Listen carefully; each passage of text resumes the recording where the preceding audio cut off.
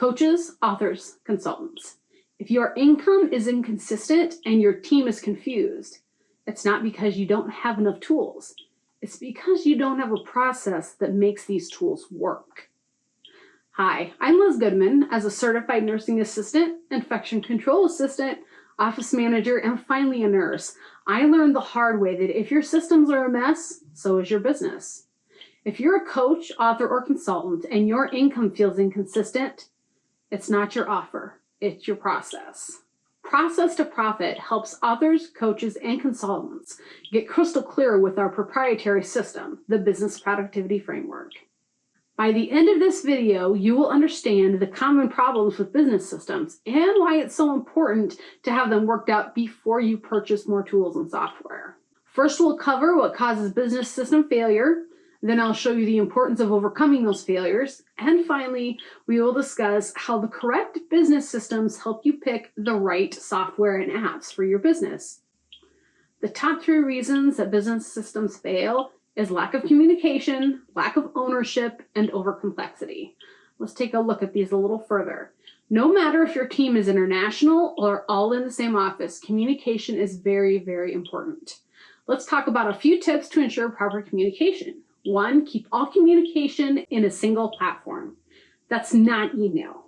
My mentor used to say that email is where projects go to die, and boy was she right. Tip number 2, communicate frequently and clearly. I used to keep a little sticky note at my desk that had the following on it: who, what, where, and why. When I was communicating with my team, I made sure that each of those things were addressed in my memos. And communication tip number 3, check back in frequently. When you are communicating over what can be 100 different tasks in a single day, checking to make sure everyone is on the same page is very important. All right, reason number 2 that business systems fail is lack of ownership.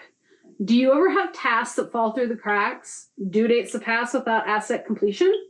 Some of these things are a given in business. They are going to happen.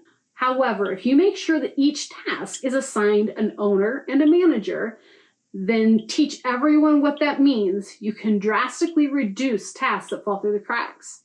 If you have a project management software, you can even set reminders for when a task is due so that you get notified and assured the task is complete when it's supposed to be. Reason number 3 for business system failure is that everything is too complex. If you're a person that's kind of like me and you actually enjoy building systems and tinkering with them, it can be really easy to overdo it. But at the end of the day, your business systems should make everything easier and be built for the way you and your team actually work. If there's extra steps, overcomplicated standard operating procedures, or software that's too hard to understand, you're just undermining everything you're actually working really hard towards. My recommendation: when you do your annual systems review, try to cut out extra tasks and find ways to make everything easier for yourself and your team. If systems are critical to your business success, then overcoming any obstacles that come between you and creating an organized, systemized business needs to be overcome.